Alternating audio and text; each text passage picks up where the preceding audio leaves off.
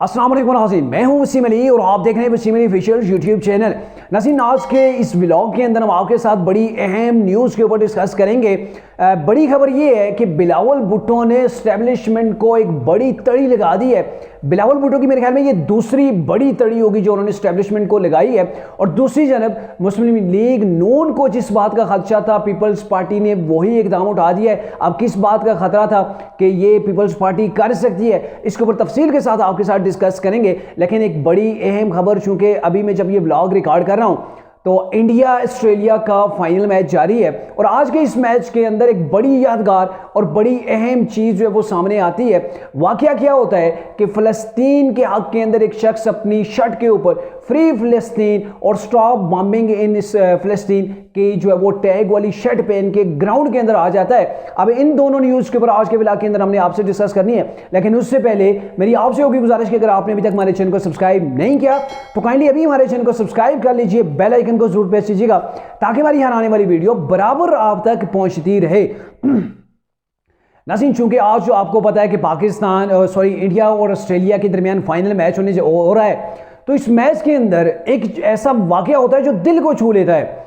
यानी कि करोड़ों लोग जो है वो इस मैच को देख रहे हैं और ऐसे में जब भारत की बैटिंग जारी है, कोहली पिच के ऊपर मौजूद हैं, तो इधर से फ़लस्तीन के हक के अंदर एक ईमान से भरपूर दिल रखने वाला शख्स निकल आता है, जिसने मास्क भी फ़लस्तीन का पहना हुआ है, जिसने फ़लस्तीन के परचम वाला लिबास पहना हुआ है, वही शर्ट पहनी हुई है जिसके ऊपर लिखा है फ्री फ़लस्तीन और स्टॉप बॉम्बिंग इन फ़लस्तीन। ये टैग जो उस शर्ट के ऊपर लिखे हुए हैं, वो शख्स दौड़ता हुआ ग्राउंड के अंदर जाता है। न सिर्फ ग्राउंड के अंदर जाता है बल्कि वो पिच तक पहुंचता है और विराट कोहली के कंधे के ऊपर भी हाथ रखता है। अब इस शख्स से क्या होगा, इसने इकदाम उठाया, इससे क्या होगा? पहली तो बात यह है कि बड़ा जिगरा चाहिए होता है। ये जो भी शख्स है इसके पास जिगरा जो है, इसके पास कोई खौफ नहीं है। बड़ा जिगरा लेके ऐसे मैच के दौरान जो कि फाइनल है और वहां पे एक टाइट किस्म की सिक्योरिटी होती है और पूरी दुनिया ये मैच देख रही होती है, यानी कि कोई मुल्क शायद ही ऐसा होगा जिसके अंदर ये फाइनल मैच नहीं देखा जा रहा होगा। तो ऐसे में शख्स ने मैसेज दिया है कि फ़लस्तीन के ऊपर जुल्म हो रहा है, फ़लस्तीन के चाहने वाले किसी से डरते नहीं हैं और वो ये चाह रहा था कि लाखों नहीं करोड़ों लोग इस चीज़ को देखें और फ़लस्तीन के हक के अंदर ऐसे एक निहत्ता शख्स निकलता है, फ्री फ़लस्तीन की उसकी शर्ट के ऊपर टैग लगे होते हैं, फ़लस्तीन का परचम लिए वो ग्राउंड के अंदर चला जाता है, पिच तक पहुँचता है और वहाँ पर मैच भी थोड़ी देर के लिए रोका जाता है। तो मेरे ख्याल में फ़लस्तीन के लिए उस का जो एक इकदाम था बड़ा जरूरतमंदाना था और इसी जितनी जो है वो तारीफ की जाए मेरे ख्याल में वो कम है। दूसरी जानब पाकिस्तान के अंदर भी आज जो है वो जमात इस्लामी की जानब से लाहौर के अंदर एक बड़ा जो है वो जलसा किया जा रहा है, फ़लस्तीन के नाम के ऊपर एक रैली निकाली जा रही है। तो मेरे ख्याल में मीडिया पाकिस्तान का अगर उसको भरपूर कवरेज दे तो एक बहुत बड़ी उससे रैली जो है वो कहा जा सकता है, क्योंकि मैंने उसकी फुटेज को जो है वो देखी है, ज़बरदस्त किस्म की वो फुटेज हैं और मेरे ख्याल में पाकिस्तान का मीडिया उसको इतना नहीं दिखाएगा कि जितना ये भारत और ऑस्ट्रेलिया का क्रिकेट मैच है इसको जरूर दिखाया जाएगा। बिलावल का जलसा जरूर दिखाया जाएगा, कोई और पॉलिटिकल इवेंट्स है वो पाकिस्तान के मीडिया के ऊपर जरूर दिखाया जाता है, लेकिन नहीं दिखाया जाता तो पाकिस्तान के अंदर जो प्रोटेस्ट हो रहे हैं इसराइल के खिलाफ, फ़लस्तीन के साथ यकजहती की जा रही है, वो कम ही दिखाई जा रही है। सिर्फ हेडलाइन के अंदर एक बार दिखा दिया जाएगा, दूसरी हेडलाइन के अंदर वो आपको देखने को कम ही मिलेंगे। खैर आगे बढ़ते हैं। बिलावल भुट्टो ने क्या तड़ी लगा दी। वैसे बिलावल भुट्टो के नाम के साथ जब कोई कहे ना कि उसने तड़ी लगाई है तो थोड़ी सी बंदे को हंसी वाली फीलिंग आती है, क्योंकि बिलावल की जो पर्सनैलिटी है वो पर्सनैलिटी ऐसी कुछ है कि उसकी बात के ऊपर बंदा जो है वो यकीन भी नहीं कर सकता कि हाँ भाई ये कुछ कह रहा है तो इसी पर्सनैलिटी के साथ ये चीज़ मैच हो रही है, मैच भी नहीं हो रही होती। तो बिलावल भुट्टो ने तड़ी ये लगाई है कि अगर कोई ये समझ कि पेशावर के अंदर लगाई गई है, वर्कर कन्वेंशन के साथ जब इन्होंने खिताब किया, इन्होंने ये कहा कि अगर कोई ये समझता है कि पाकिस्तान के अंदर ज़बरदस्ती किसी प्राइम मिनिस्टर को बिठा दिया जाएगा तो ये उनकी गलत फहमी है। जैसे पाकिस्तान के अंदर इससे पहले कभी जो है वो ज़बरदस्ती प्राइम मिनिस्टरों को नहीं बिठाया जाता।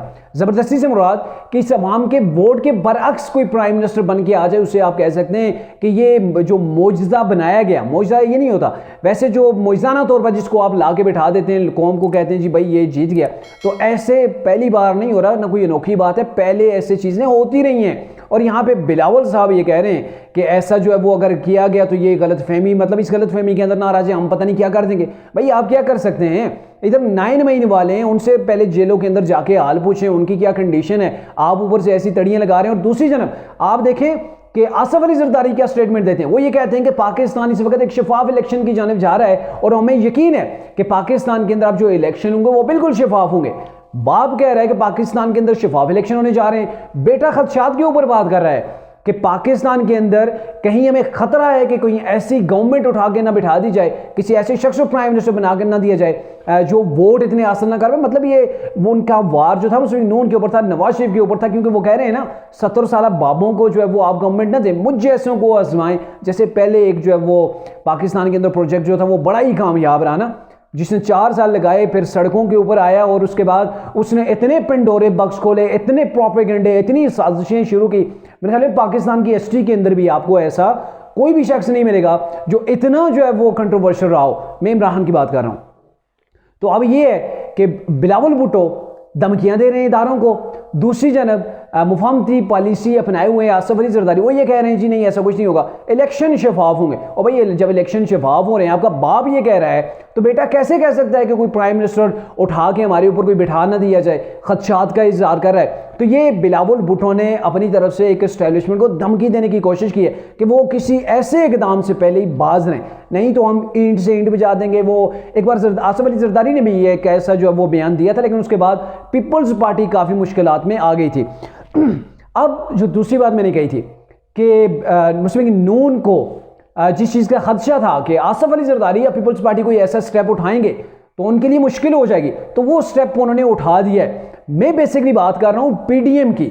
जब पीडीएम की गवर्नमेंट थी, आसिफ अली जरदारी पीडीएम की दूसरी बड़ी जमात थे, उन्होंने डट के पीडीएम से नफ़ा हासिल किया, फ़ायदे उठाए, वजारतें हासिल की। और यूँ होता है ना, जब आपकी इत्तेहादी गवर्नमेंट हो तो जो उसके अंदर डेवलपमेंट्स होती हैं अच्छी, उसके भी आप जो है वो उसके अंदर दाद के मुस्तहिक होते हैं। जहाँ पे कहीं गलत हो रहा हो, जहाँ पे कुछ आपने कुछ कोलैप्स किया हो, तो उसकी जिम्मेदारी भी सबके ऊपर बनती है। लेकिन हमें पहले भी ये शक था कि आसिफ अली जरदारी या पीपल्स पार्टी ये साइड लाइन हो जाएंगे, नून लीग को आगे लगा के खुद साइड पे हो जाएंगे, इलेक्शन के अंदर जाएंगे तो यही कहेंगे जी ये हमारी गलती नहीं है, प्राइम मिनिस्टर नून लीग का था, उनकी जो पॉलिसियां थी उनकी वजह से पाकिस्तान के अंदर महंगाई हुई। और अब बिलावल भुट्टो ने ये कहना शुरू कर दिया है कि ये महंगाई गवर्नमेंट थी, यानी कि अभी बिलावल भुट्टो ने यह कह दिया कि इनसे जो पाकिस्तान के इंतजामी उमूर हैं या कुछ भी है ये इनसे कंट्रोल ही नहीं होता है। महंगाई गवर्नमेंट की 16 साल की जो इनकी महंगाई, 16 महीनों की जो महंगाई रही मुल्क के अंदर, उसकी वजह से बिलावल भुट्टो के मुताबिक मुस्लिम नून जो है वो शर्मिंदा है। और मेरे पास जो 16 महीने रहे इनके वजीर खारजा रहे, तो वो मेरे पास ऐसी कारकर्दगी है जिसके ऊपर मुझे फख्र है। मेरे ख्याल में बिलावल भुट्टो ने बड़ा अच्छा एक्सपीरियंस हासिल किया है 16 महीनों के अंदर। मेरे ख्याल में शायद ही कोई मुल्क छोड़ा हो उसने, हर मुल्क के अंदर गया है। पाकिस्तान का खजाना कहाँ पे था, इंक्लूडिंग शहबाज शरीफ को भी इस चीज़ का जो है वो इस चीज़ के अंदर वो बराबर के जो है वो इस चीज़ के ऊपर उनके ऊपर तनकीद भी होनी चाहिए कि वो जब ये बार बार आपके वज़ीर ख़ारजा इतने मुल्कों का दौरा कर रहे हैं, इतने बड़े पूरी फौजें लेके जा रहे हैं, तो आप उन्हें अलो कर रहे हैं ना, तभी वो जा रहे हैं। तो पाकिस्तान की मुआशी कंडीशन क्या थी, यहाँ से तैयारे बुक होते थे और बाहर चले जाते थे। तो ये सारी चीज़ें होती रहीं और इन्होंने ये इसलिए किया क्योंकि एक्सपीरियंस हासिल करना चाहते थे। मुख्तलिफ मुल्कों के अंदर जाएंगे, बैठेंगे, बातें करेंगे, कुछ सीखने को मिलेगा और उन लोगों को एग्री करेंगे जी हाँ जी next prime minister of Pakistan बनने में जा रहा हूँ। तो पहले से 1-2 बार हर एक के साथ जो है वो बातचीत हो जाए, थोड़े से मामलात हल हो जाएंगे, क्योंकि ये इनका प्रोग्राम था कि आगे गवर्नमेंट हमें मिलेगी। लेकिन हालात बदल चुके हैं, हालात ऐसे बदल चुके हैं। मैंने पहले भी ब्लॉग के अंदर कहा था कि बलूचिस्तान के अंदर पीपल्स पार्टी के साथ जो लोग जा रहे थे, हवाएं बदल गई हैं। उन लोगों ने नून लीग के अंदर शमूलियत का ऐलान कर लिया। एक तो है ना इत्तेहाद नहीं किया, बल्कि ऐलान किया कि हम नून लीग के अंदर जा रहे हैं। तो बिलावल भुट्टो साहब यहाँ पे अभी KPK के अंदर हैं और KPK के अंदर आके वो इलेक्शन की कंपेन रन करना चाहते हैं, यहाँ से सीटें हासिल करना चाहते हैं। और दूसरी जानब सिंध के अंदर बशीर मेमन, जिनको सदर मुस्लिम नून सिंध का लगाया गया, वो वहाँ से मुख्तलिफ जमातों की विकेटें उखाड़ रहे हैं, रोजाना नहीं तो दूसरे तीसरे रोज लाजमी एक आध विकेट जो है वो उखाड़ रहे हैं। आज भी ये खबर आ रही थी, जो साबिक जो है वो टिकट होल्डर थे उनको उठा के अपनी पार्टी के अंदर ले आए। तो ये चीज़ है कि अभी हालात ऐसे हैं। लेकिन बिलावल भुट्टो साहब ये कह रहे हैं कि मैंने जो कोई 16 महीने किया उसके ऊपर मुझे फ़ख्र है और इसी चीज़ की बेस के ऊपर मैं इलेक्शन के अंदर जाऊंगा। अब आप पाकिस्तानी हैं, आप सब जानते हैं कि बिलावल भुट्टो ने आपके लिए क्या किया। अगर कोई प्लस पॉइंट है उनका तो आप उन्हें वोट दीजिए, लेकिन जो वो जलसों के अंदर क्लेम कर रहे हैं कि मेरी कारकर्दगी सबसे फंटेस्टिक किस्म की रही, मुझे उसके ऊपर फख्र है, तो अगर आपको उनकी कोई कारकर्दगी नजर आती है तो प्लीज कमेंट के अंदर हमें भी बताइएगा, हमें भी जाके पता चले कि बिलावल भुट्टो की क्या कारकर्दगी रही।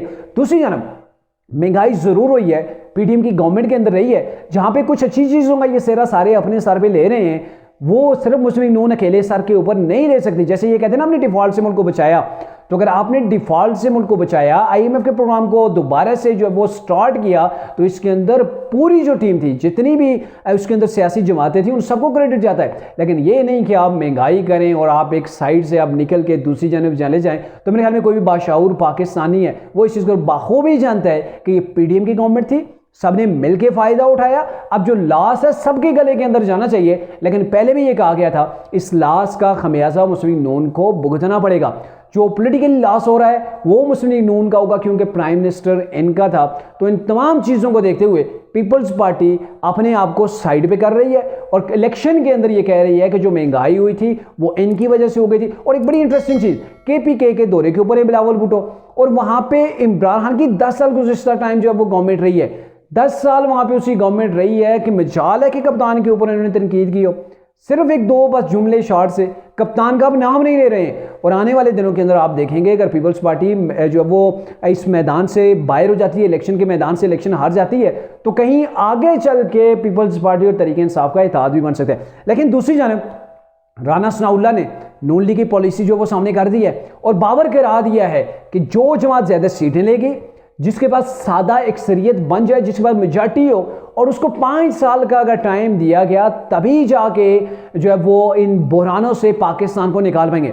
यहाँ पे ये मैसेज आम आवाम के लिए नहीं है कि आम आवाम को बताया जा रहा है, ये मुख्तदिर हलकों को बताया जा रहा है कि अगर हमें फुल अक्सरियत मिलती है और 5 साल का हमें गारंटेड टाइम मिलता है, यानी कि हमारी गवर्नमेंट नहीं गिराई जाती, तभी जाके हम जो वो वर्क कर पाएंगे, तभी जाके हम पाकिस्तान के अंदर बेहतरी लाएंगे, तभी जाकर जो मौजूदा बुरान है, मुआशी बुरान है, सियासी अदम इस्तेकाम है, या फिर जो है वो कुछ भी हालात जो बने हुए हैं अभी पाकिस्तान के, महंगाई है, इन तमाम चीज़ों से तभी हम निकाल पाएंगे जब हमें 5 साल के लिए गवर्नमेंट दी जाएगी। तो ये मुख्तदिर हलकों को जो वो राना सनाउल्लाह के ज़रिए से एक पैगाम पहुँचाया गया ना, ये पैगाम डायरेक्टली नहीं बताए जाते। वो जैसे कहते होते हैं ना कि सास ने अगर बहू को कुछ सुनाना हो तो वो अपनी बेटी को जुमला कसती है, तो यही सेम यहाँ पे चीज़ हो रही है। बिलावल भुट्टो भी अगर किसी ने प्राइम मिनिस्टर हमारे के ऊपर जो वो ज़बरदस्ती बिठा दिया तो ये ऐसी चीज़ हो जाएगी, वैसी हो जाएगी। दूसरी जानब क्या है, राना सनाउल्लाह साहब ये कह रहे हैं कि हमें गवर्नमेंट वो मिले चाहे जिस पार्टी को मिले जिसके पास 5 साल का सर्टिफिकेट हो कि वो 5 साल गवर्नमेंट कर पाएंगे,